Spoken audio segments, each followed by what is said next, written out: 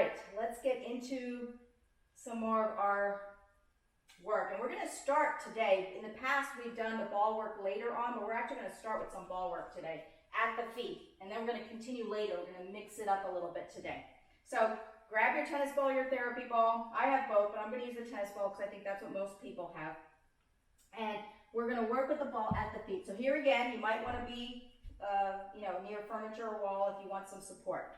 So it doesn't matter what foot you start with, but we're going to start with just bringing the ball right to the center of your foot. Now remember, conscious, mindful experience here. So we don't just plop our foot down with full intensity. We ease the weight of the foot into the ball, looking for that 70 to 80% point of intensity where we can handle it. And then we start breathing. Nice deep breath in, nice deep breath out. Just feel the weight of your foot settling. Bring awareness to that area. You might even do a little bit of movement, either side to side, front and back, or little circles. So you can explore a little movement here without, again, forcing it in any way. So with each of these, we take, anywhere from 3 to 7 big full breaths, depending on what feels good to you. So once we've accessed that middle point, now we're going to bring the heel down and rest your heel on the mat so that your ball is going to go right across where the ball of the foot, the bottom of the ball of the foot, the arch right there. Okay, so you bring the ball there, and we're actually going to go side to side, right at the ball of the foot, looking for that line at the bottom of the ball of the foot and kind of trying to access that line. And you might notice a little tenderness, maybe certain spots along this line, you might notice some tenderness. And if you do, or some extra stickiness or tension, pause, hold it there, and breathe a couple extra big breaths as you do this mindful movement. And you can resume if you want. Good, so after a few times there, we're going to shift to the back and the arch in the back side here, right above the heel of the foot. So now your toes will be down. Your toes will be on the floor for support, and you're going to access that area, that line right above the heel, that arch. And same thing, just a mindful back and forth. And certainly you can apply some pressure, but again, everyone's level of intensity is different and what they can handle. We want to go to about 70 to 80% of your threshold for what you can handle with intensity. Awesome. So once we do that, we're going to do 2 more spots. One is along the big toe side of the foot, right in the middle. So we're going to be right in the middle again, but on the big toe side of the foot and just finding. And if we go right in the middle and maybe slightly higher toward the toe, this is often a very tender area. So again, be mindful. This is an area where there can be fascial congestion. So we're just going to play with that. You can let the weight of the foot sink, or you can do a little movement side to side, back and forth there. Take a couple of breaths.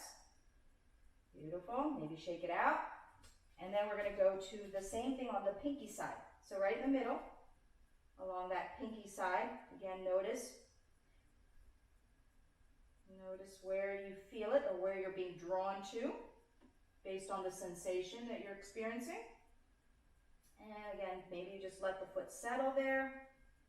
If it feels okay to do a little bit of movement, you can do a little bit of gentle movement. A couple of big breaths. And let it go.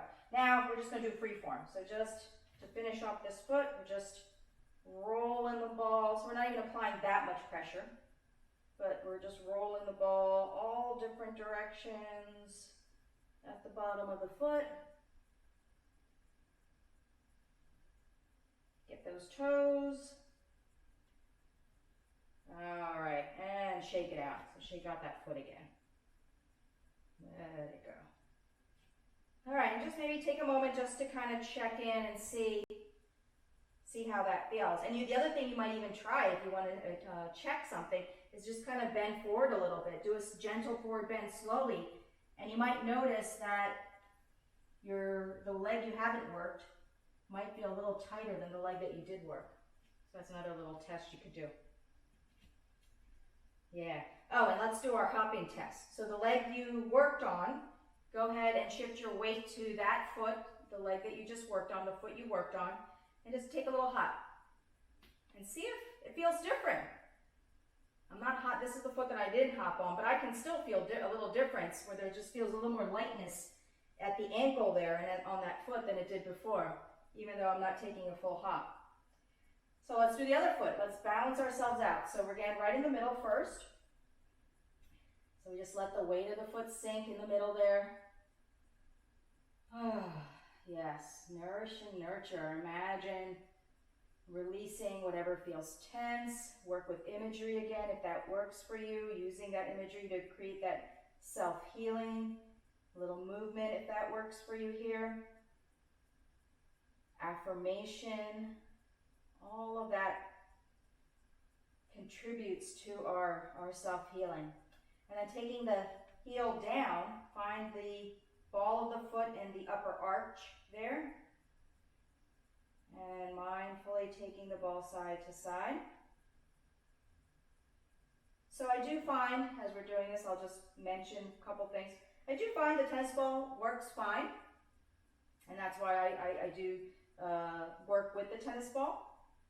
But if you're able to get therapy balls, and if this is something you like to do regularly, and you really get benefit from working with the therapeutic ball work, so after the arch, or the ball of the foot, we go to the back arch at the heel, at the top of the heel, so ease your foot there, side to side. And the reason that the therapy balls have a little advantage than the tennis balls is because of the material, and they offer a little grip, especially against the skin.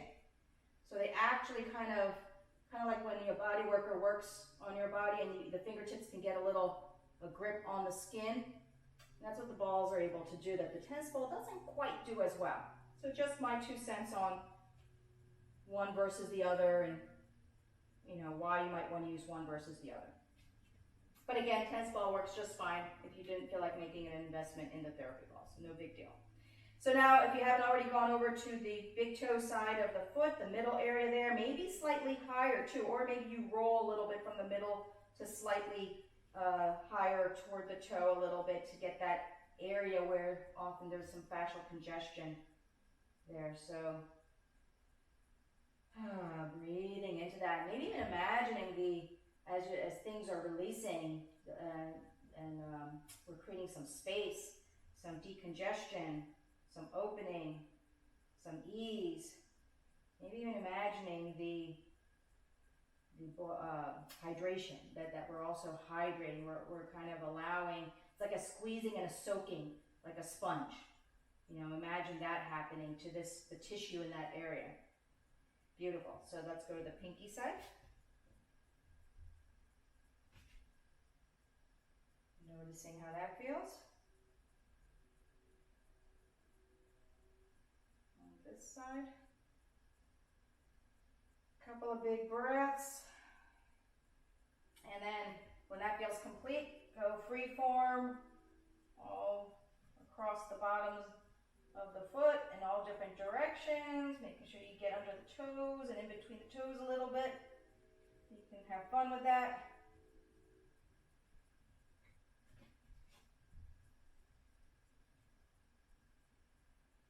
All right, so once we do that, we can move the ball to the side. And again, just kind of check in. Let's do the hop on this foot.